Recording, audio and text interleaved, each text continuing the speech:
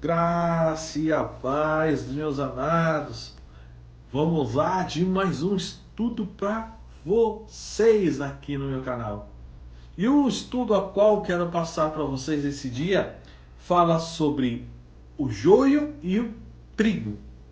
Sabe? Sempre ouvi de alguns pregadores que o trigo são os cristãos genuínos dentro da igreja.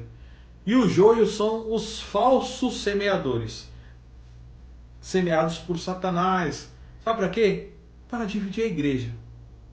Essa interpretação parece ser um consenso entre a maioria das pessoas, pois vejo em posts, comentários, entre cepas. Geralmente falando sobre, sabe o quê? Alguns hereges ou grupo que gera transtorno para a igreja com os falsos ensinos ou práticas antibíblicas. Mas será que é sobre isso que o texto quer falar? Então vamos ao texto. Abra sua Bíblia em Mateus 13, 24. Diz assim: outra parábola lhes propôs, dizendo: o reino dos céus é semelhante a um homem que semeou boa semente no seu campo.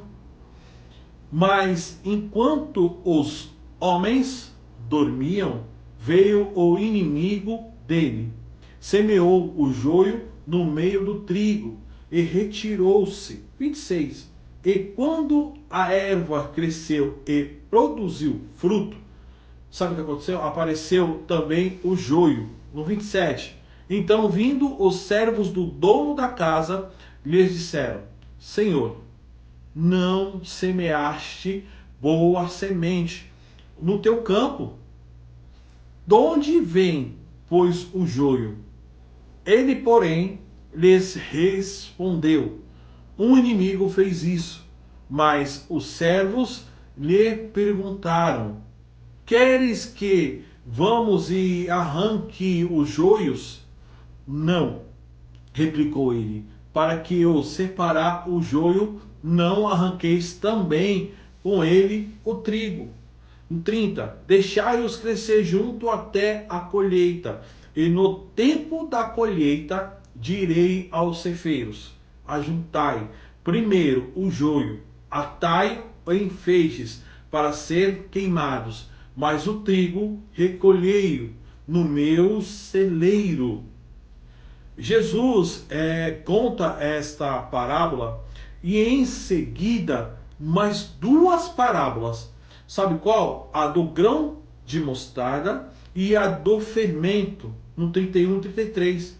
E então chega em casa seus discípulos, pedem que explique a parábola do joio, ou que ele o faz.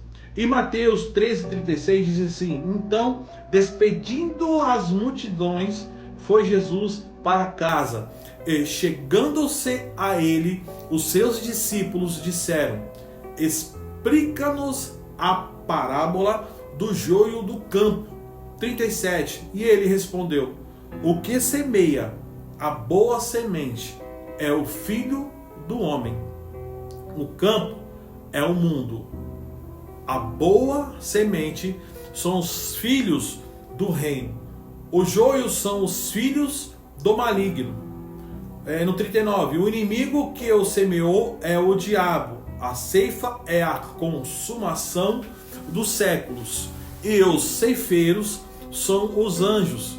Pois assim como o joio é colhido e lançado ao fogo, assim será na consumação dos séculos.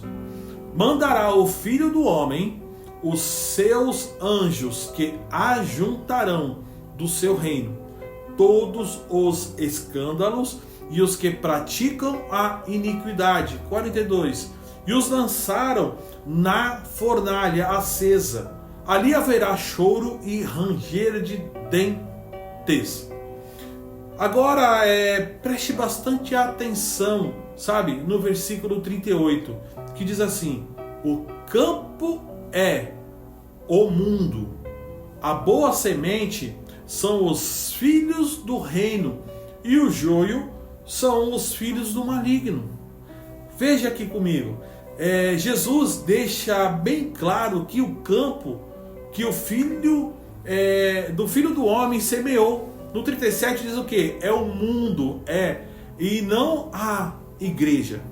Jesus não estava falando sobre, sabe o que? Pessoas enviadas por Satanás para perturbar a igreja, mas sim daqueles que estão no mundo vivendo uma vida ímpia, e que esses são o que? A semente de Satanás na terra. Isso me faz lembrar, sabe de quê? De Gênesis. Lá em Gênesis 3,15 diz o que? Porém, inimizade entre ti e a mulher, e entre a tua descendência e o seu descendente. Este te ferirá a cabeça e tu lhes ferirá o calcanhar. Veja aqui, Satanás tem uma descendência, sabe? Quem seria estes? Respondendo, João 8,44: Vós sois do diabo, e que é o vosso pai, e quereis satisfazeres os desejos. Ele foi homicida desde o princípio, e jamais se firmou na verdade, porque nele não há verdade.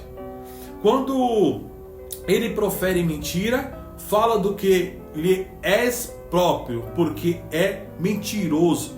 E o pai da mentira, nós já sabemos quem é. Os descendentes de Satanás são todos aqueles que vivem aonde? Na mentira, e negam a verdade, e não os falsos crentes infiltrados dentro da igreja. Está bem explicado. Isso eu creio que ficou claro que devemos, sabe de quê? Parar de usar esses textos para justificar a tolerância com pessoas dentro da igreja que disseminam heresias e que em nada, sabe, acrescentam, pois só fazem trazer contendas. Sobre estes a Bíblia é bem clara. Efésios 5,6 diz o que?